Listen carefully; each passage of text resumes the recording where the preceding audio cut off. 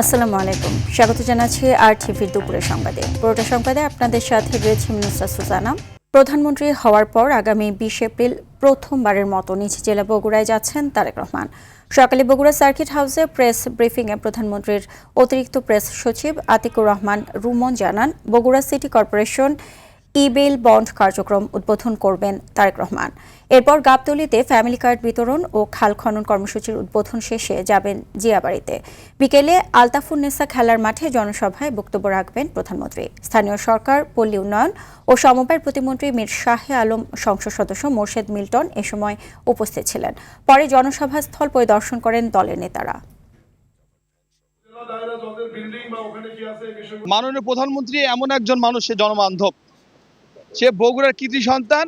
বগুড়ার মানুষের সাথে যে প্রোগ্রামগুলো করবে এগুলো সরকারি ম্যাক্সিমামই সরকারি প্রোগ্রামগুলো শেষে বগুড়ার মানুষের সাথে আলাদাভাবে কথা বলার জন্য, দেখা করার জন্য এই জনসভার আয়োজন করা হচ্ছে। দেশে পেঁয়াজ ও রসুন অধিক উৎপাদন, সংরক্ষণ ও বিপণনের জন্য প্রকল্প প্রণয়ন করেছে কৃষি মন্ত্রণালয়। এর আওতায় দেশে অধিক উৎপাদনশীল এলাকায় মোট 8,000টি এয়ারফ্লো মেশিন স্থাপন করা হবে।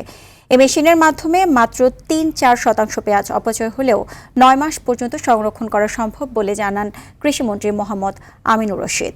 ফলে দেশে উৎপাদিত পেঁয়াজের অপচয় রোধ করা গেলে পেঁয়াজ আমদানি নির্ভরতা কমে আসবে। মন্ত্রী জানান, দেশে পেঁয়াজ ও রসুন উৎপাদন করে সংরক্ষণের অভাবে লোকসানে পড়ে চাষিরা। সকালে সংসদ অধিবেশনে গোপালগঞ্জ 1 আসনের সংসদ সদস্যের প্রশ্নের উত্তরে এ তথ্য জানান কৃষিমন্ত্রী। তোমার সময় আমি বিক্রি করে দেই, তখন পেঁয়াজ ও রসুন সংরক্ষণ পদ্ধতি, আধুনিকায়ন ও বিপণন কার্যক্রম উন্নয়ন শীর্ষক একটি প্রকল্প প্রণয়ন করা হয়েছে। পেঁয়াজ ও রসুন অধিক উৎপাদনশীল এলাকায় মোট 8,000টি এয়ারফ্লো মেশিন স্থাপনের পরিকল্পনা রয়েছে। পরিকল্পনা অনুমোদন সাপেক্ষে রাজবাড়ী 2, পাংশা, বালিয়াকান্দা, কালুখালী উপজেলায় 800 থেকে 1,000টি এয়ারফ্লো মেশিন স্থাপনের পরিকল্পনা রয়েছে। মাননীয় স্পিকার, বর্জ্য দূষণে শিল্প কারখানাগুলোতে ইটিপি প্ল্যান্ট স্থাপনের উপর জোর দিয়েছে সরকার। পাশাপাশি শিল্প বর্জ্যকে সংরক্ষণ করে নবায়নযোগ্য জ্বালানি শক্তিতে রূপান্তর করতে আমিনবাজারে প্ল্যান্ট স্থাপন করা হবে বলে জানিয়েছেন পরিবেশ, বন ও জলবায়ু পরিবর্তন মন্ত্রণালয়ের মন্ত্রী আব্দুল আউয়াল মিন্টু। মন্ত্রী জানান, দেশের প্রতিটি শহরে ক্রমান্বয়ে এ ধরনের প্ল্যান্ট স্থাপনের মাধ্যমে বর্জ্য থেকে মানুষকে ক্ষতির পরিবর্তে সুফলে পরিণত করতে কাজ করছে সরকার। দুপুরে সংসদ সদস্যদের প্রশ্নের জবাবে এ তথ্য জানান মন্ত্রী। রূপান্তরিত করার জন্য কয়েকটি প্রকল্প গ্রহণ করা হয়েছে। এর মধ্যে আমিনবাজারে একটা বর্জ্য ব্যবস্থাপনা প্রকল্প স্থাপিত হবে, যেই প্রকল্পে আমরা বর্জ্যকে এনার্জিতে বা শক্তিতে রূপান্তরিত করা হবে এবং ক্রমান্বয়ে প্রতিটি শহরে একই ধরনের প্ল্যান্ট স্থাপন করা হবে, যাতে করে এই বর্জ্য মানুষের স্বাস্থ্যের ক্ষতি না করে, যেন আমরা এটাকে সম্পদে রূপান্তরিত করতে পারি। রাজধানী জুড়ে পেট্রোল পাম্পগুলোতে দেখা দিয়েছে তেলের অস্বাভাবিক সংকট। কোথাও সীমিত সরবরাহ থাকলেও অধিকাংশ পাম্পে দীর্ঘ লাইনে দাঁড়িয়ে থেকেও তেল পাচ্ছে না চালকরা।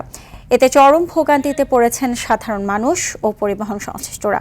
অনেকেই ঘন্টার পর ঘন্টা অপেক্ষা করেও খালি হাতে ফিরছেন।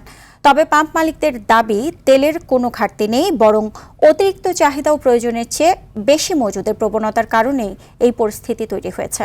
তবে গ্রাহকদের অভিযোগ, পাম্পগুলো যে সরবরাহ পাচ্ছে তার থেকে কম তেল তারা বিক্রি করছে। এদিকে পরিস্থিতি নিয়ন্ত্রণে ফিলিং স্টেশন থেকে জ্বালানি সংগ্রহে ফুয়েল পাস চালুর উদ্যোগ নিলেও সার্ভার জটিলতার কারণে এখনও তা চালু হয়নি।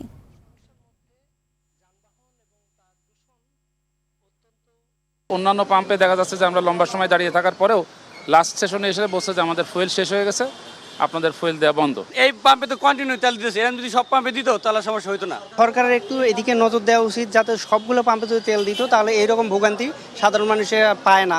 আনলোড হওয়ার সাথে সাথে তাদের ভিআইপি কিছু গাড়িতে তেল দিয়ে দেয়। আমদানি করা ডিজেল নিয়ে আরও 2টি জাহাজ চট্টগ্রাম বন্দরের বহির্নোঙরে পৌঁছেছে। দুপুরে এমটি লুসিয়া সলিস ও এমটি টর্ম দামিনী জাহাজ 2টি বন্দর চ্যানেল দিয়ে ডলফিন জেটিতে আনা হয়। এর আগে মঙ্গলবার রাতে প্রায় 32,000 টন ডিজেল নিয়ে এমটি টর্ম দামিনী ও প্রায় 34,000 টন ডিজেল নিয়ে এমটি লুসিয়া সলিস বহির্নোঙরে আসে। এসব ডিজেল সরবরাহ করেছে ইউনিপ্যাক সিঙ্গাপুর পিটিই লিমিটেড ও সিঙ্গাপুর ভিত্তিক ভিটল এশিয়া। এছাড়া জেট ফুয়েল নিয়ে মঙ্গলবার সিঙ্গাপুর থেকে আসা এমটি গ্রেট প্রিন্সেস জাহাজটি থেকে জেট ফুয়েল খালাস করা হচ্ছে।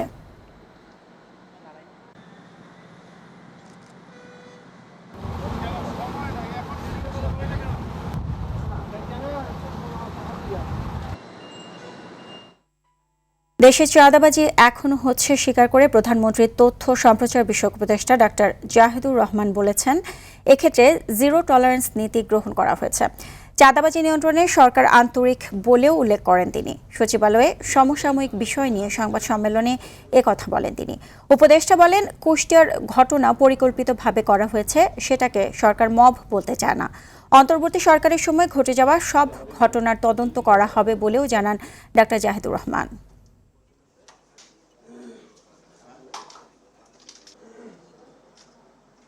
চাঁদাবাজি কি হচ্ছে না? উত্তর হচ্ছে এখনো হচ্ছে, কিন্তু আমরা জিরো টলারেন্স নীতি দিচ্ছি। আমরা দীর্ঘদিনের একটা কাঠামোবদ্ধ সমস্যাকে যখন মোকাবেলা করতে যাই, আমরা আশা করি জনগণ সরকার কিছু সময় দেবে এটা নিয়ন্ত্রণ করার জন্য, অ্যাজ আর্লি অ্যাজ পসিবল। এটা zero tolerance means zero tolerance, এই বার্তা আমরা আসলে দেবো। আমি আবারও বলছি, আমরা একটা চোর ধরতে পারলে পিটিয়ে মেরে ফেলতে চাই, আমরা একটা ডাকাত ধরতে পারলে পিটিয়ে মেরে ফেলতে চাই। আমি অন্তত যতদিন আছি, আমি ওই মবের ঘটনাগুলো নিয়েও ডিল করতে চাইব।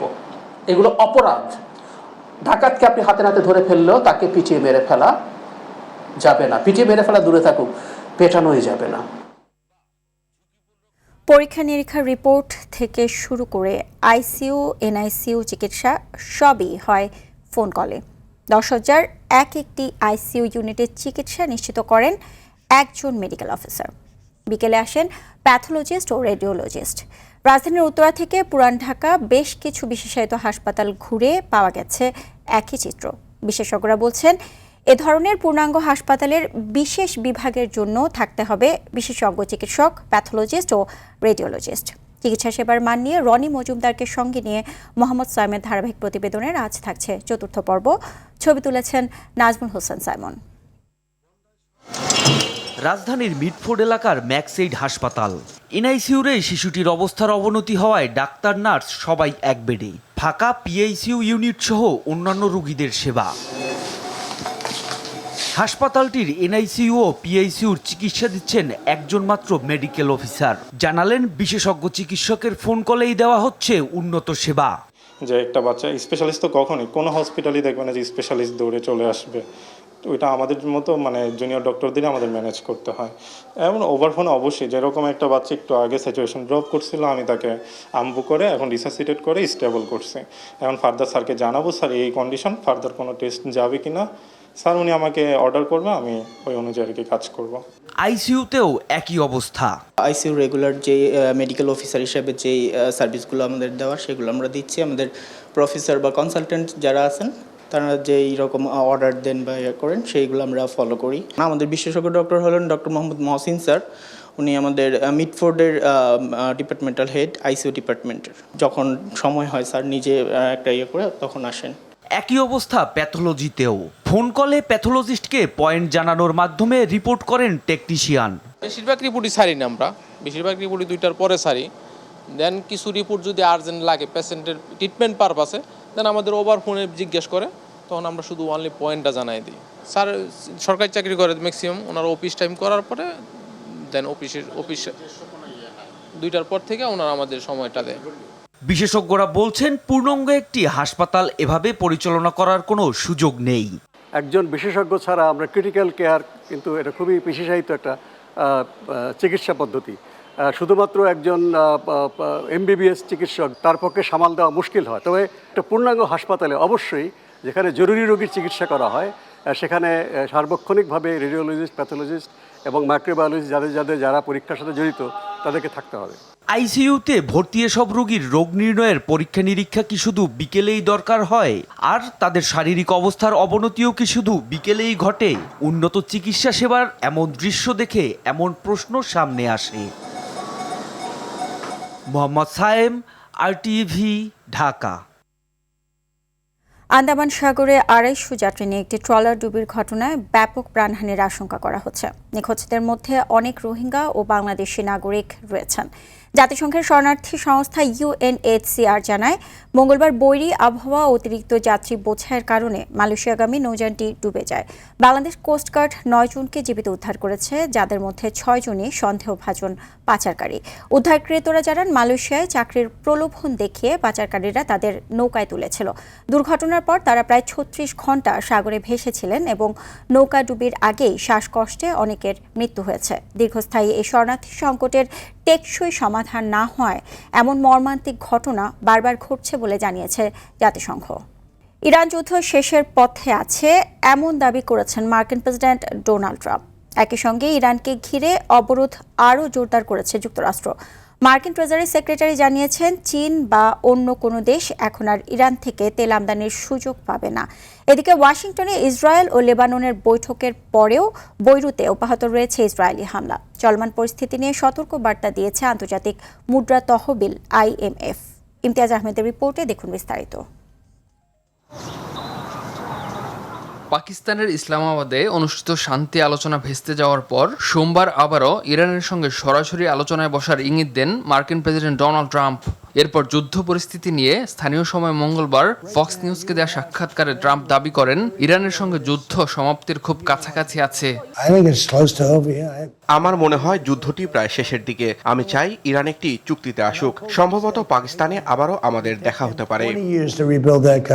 যুদ্ধ নিয়ে হোয়াইট হাউসের আশাবাদ দেখা গেলেও বিপরীত অবস্থান হরমুজ প্রণালী নিয়ে। মার্কিন সেন্ট্রাল কমান্ড সেন্টকম জানায়, ইরানের উপর আরোপিত নৌ অবরোধ এখনো পুরোপুরি কার্যকর আছে। কোনো দেশের জাহাজই ইরানের বন্দরে প্রবেশ বা বের হতে পারছে না। মার্কিন ট্রেজারি সেক্রেটারি জানিয়েছেন, চীন বা অন্য কোনো দেশ এখন আর ইরান থেকে তেল আমদানির সুযোগ পাবে না।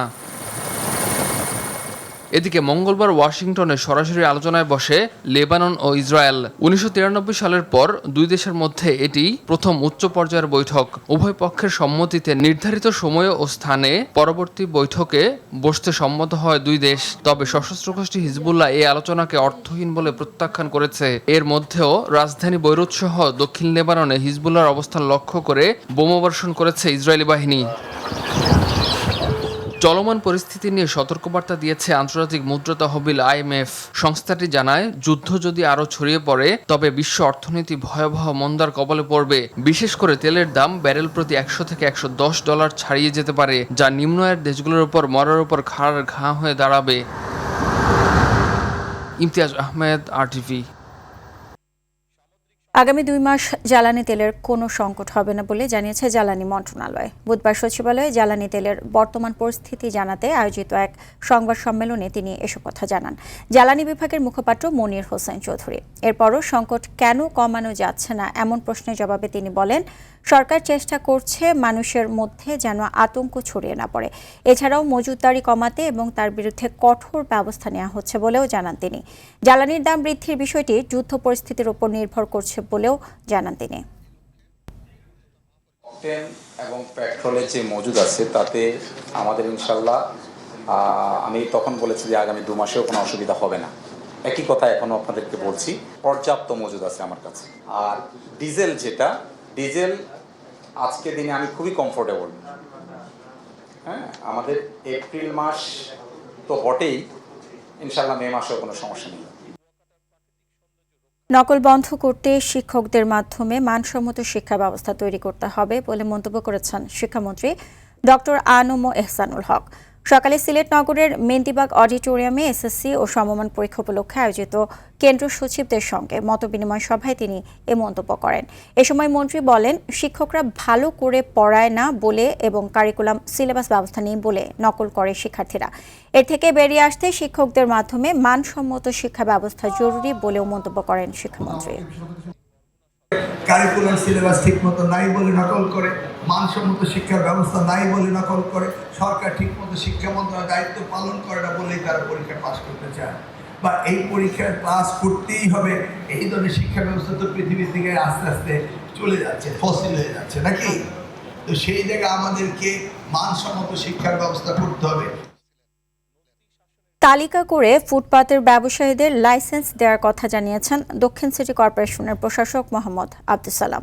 সকালে ঢাকা মেডিকেল কলেজ হাসপাতালের সামনের ফুটপাত দখলমুক্ত করে নান্দনিক পরিবেশ সৃষ্টি বিষয়ক পাইলট প্রকল্পের উদ্বোধন শেষে একথা বলেন তিনি। লাইসেন্সবিহীন কেউ সড়কের উপর প্রতিবন্ধকতা সৃষ্টি করলে সিটি কর্পোরেশন কঠোর হবে বলে হুঁশিয়ারি দেন আব্দুস সালাম। এছাড়া অল্প জায়গায় বেশি দোকান যেন বসতে না পারে, সেজন্য হকার কোথায় বসবে সেটার গাইডলাইন দেওয়া হবে বলেও জানান তিনি। এক সপ্তাহের মধ্যে জরিপ করে শৃঙ্খলা আনার বিষয়ে কাজ করা হচ্ছে বলেও নিশ্চিত করেন দক্ষিণ সিটির প্রশাসক। ঢাকা শহরে কোথায় কোথায় কোন ভেন্ডাররা বসবে আমরা সেটা লাইসেন্স দেব।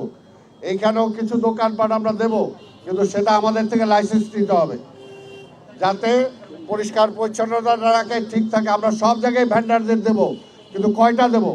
10 জনের জায়গায় যদি আপনি এখন 1000 বসায় দেন তাহলে তো হবে না।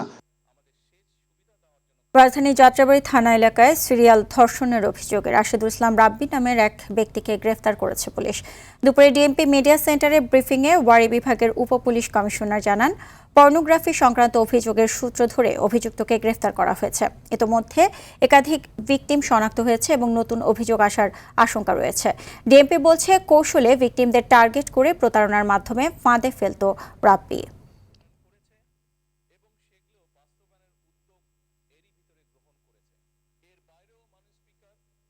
রাজধানীর তেজগাঁও শিল্পাঞ্চলের পূর্ব নাখালপাড়ায় যুব কল্যাণ সংঘের উদ্যোগে পবিত্র হজ যাত্রীদের সম্মাননা ও দোয়া মাহফিল অনুষ্ঠিত হয়েছে। দুপুরে বায়তুন নূর জামে মসজিদে আয়োজিত এই অনুষ্ঠানে প্রধান অতিথি ছিলেন ঢাকা 12 আসনের সংসদ সদস্য মোহাম্মদ সাইফুল আলম খান মিলন। সে সময় বিশেষ অতিথি ঢাকা উত্তর বিএনপি সাবেক আহ্বায়ক সাইফুল ইসলাম নীরব সহ বিভিন্ন রাজনৈতিক ও সামাজিক ব্যক্তিরা উপস্থিত ছিলেন। এতে সভাপতিত্ব করেন সংগঠনের আহ্বায়ক মোহাম্মদ মজিবুল হক ভুইয়া। দোয়া মাহফিলে হজযাত্রীদের সুস্থতা ও সফলভাবে হজ পালন কামনায় বিশেষ মোনাজাত করা হয়। চলতি বছরের প্রথম প্রান্তিকে 3000 কোটি টাকার বেশি সরকারি ভাতা বিতরণ করেছে ডাক বিভাগের মোবাইল আর্থিক সেবা নগদ। জানুয়ারি থেকে মার্চ 3 মাসে 1,47 লাখের বেশি সুবিধাভোগী সরকারি ভাতা ও উপবৃত্তি পাওয়ার জন্য নগদকে বেছে নিয়েছে বলে জানায় কর্তৃপক্ষ। এছাড়া প্রাথমিক, কারিগরি ও মাদ্রাসা শিক্ষার উপবৃত্তি, মা ও শিশু সহায়তা এবং অন্যান্য প্রশিক্ষণ কর্মসূচির অর্থ একই সময়ে নগদের মাধ্যমে বিতরণ করা হয়েছে। পাশাপাশি পরীক্ষামূলকভাবে ফ্যামিলি কার্ড কর্মসূচির অর্থ বিতরণও করা হয়েছে নগদের মাধ্যমে। গুণগত গ্রাহক সেবার কারণেই নগদের উপর সবাই আস্থা রাখছেন বলে জানিয়েছে নগদের chief corporate affairs officer Mohammad Shamsul Islam. দুপুরের সংবাদে পর্যন্তই। জেলা সংবাদ বিকেলে 5:45টায় দেখার আমন্ত্রণ রইল। এতক্ষণ সাথে থাকার জন্য সবাইকে ধন্যবাদ।